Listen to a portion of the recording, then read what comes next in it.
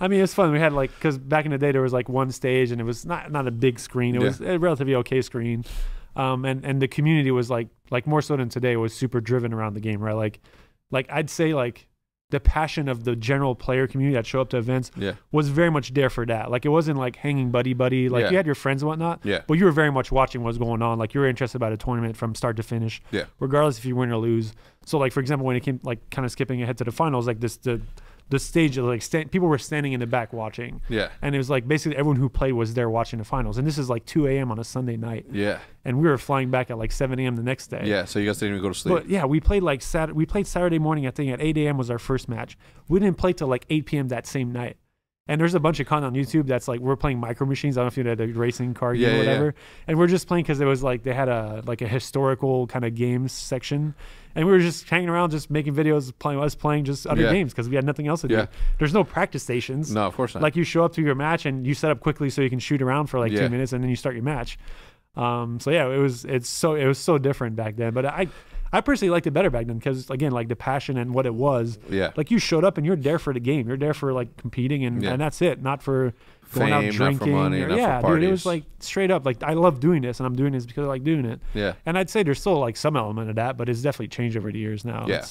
I think there's going to be a period in time in esports where it becomes about the money, becomes about the fame, and then it comes back to its roots. You know, the same way that basketball is, right? Like everybody that starts out as a professional athlete, they do it because they love the game and they love playing it so much that they become so good at it that they are able to sort of join the league and make money and be fame. But the second that you are famous, the second that you are rich, like none of that shit's gonna matter when you're on the court, and then you're back to it. You're back to the competitive nature. You're back to wanting to win at all costs. And some, like me, just wants to win, but not just that. Wants to see other people lose. You know what I mean? It's not. You know, that's the competitive nature in someone. You're a hater, is what you're saying. I'm a hater. Nah, man. It's just the way I am. And when you're sort of thrown into these situations where you have to sort of represent for your country at this point, right? Because you're no longer. How many American teams went over there?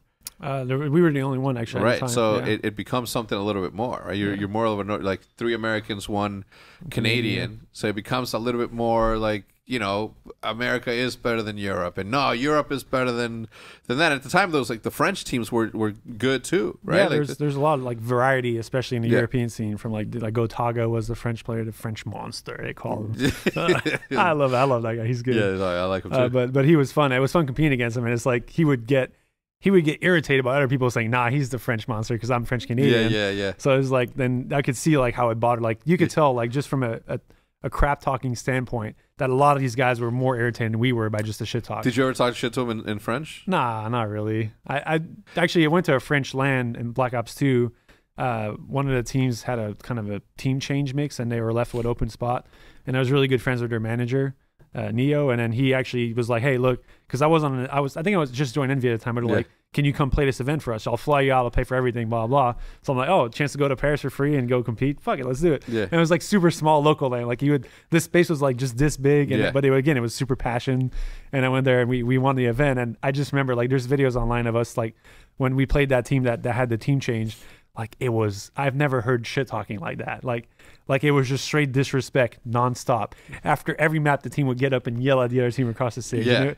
It was madness, and it got so much to where I got involved with it because I felt I was even after the match, I got up and I like give the little croc shot across the stage.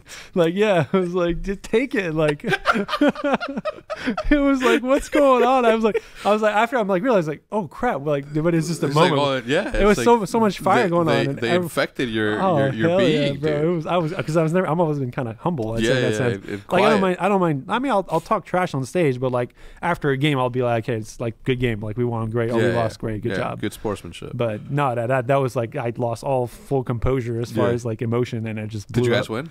Yeah, we won. Yeah, we won that match. We won the event after that. Okay. And again, another of those like finishing at like 3 a.m. in the morning, and then we went. Oh god, we slept at a motel that night, and it was. I've never been to France before that.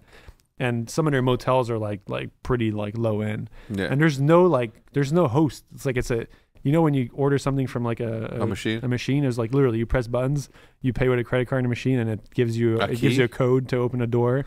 Oh, and it was like, dude, it was like a box, and there's like 2 beds, like that. What do you call those? Bunk beds. Bunk beds. And there's a sink in the corner. There's no restroom in the room. No and toilet. Then there's a communal restroom in the hallway with communal showers. No. And then that's it. Like, and the bed had 1 pillow with like a crappy bed and crappy pillow legs. Oh, jeez. Absolutely the worst night. I was sick and tired. It was terrible. But I wouldn't have done it. No, I mean, we didn't have I didn't have a choice at the time, right? But it was special. It was just a different experience. Well, at least you went through it and came out alive on the other side. Yeah, exactly. I couldn't do it, man. But I mean, it was different back then, right? Like we didn't like. I mean, even from an event standpoint, and even we know like going to Europe in the hotels in like England, whatnot. Like it's all like you in America and their bedrooms have like queen size beds or double beds, and everything's kind of nice. It's like a living space. But in Europe, they treat it differently, right? Like space matters to them, and then the hotels and how the standard is out there is very different. It's always single beds and small TVs and all that. Like we go as Americans or people in North America, we go out there, we're like, what is this?